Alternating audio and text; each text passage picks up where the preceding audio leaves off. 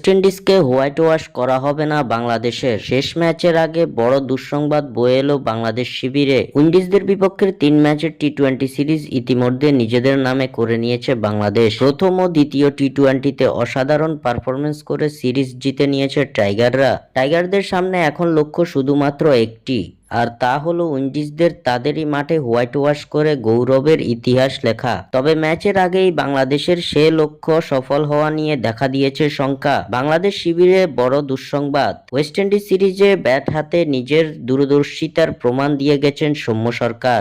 নান্দনিক ব্যাটিংয়ে সৌম্য সরকার জানান দিয়েছিলেন তার ফিরে আসার কথা। উইন্ডিজদের বিপক্ষে প্রথম টি-20তে ব্যাট হাতে 42 রানের গুরুত্বপূর্ণ এক ইনিংস খেলে বাংলাদেশের জয়ে রেখেছেন ভূমিকা। তবে এবার সিরিজের তৃতীয় ও শেষ টি-20 ম্যাচে সৌম্য সরকারকে পাচ্ছে না বাংলাদেশ।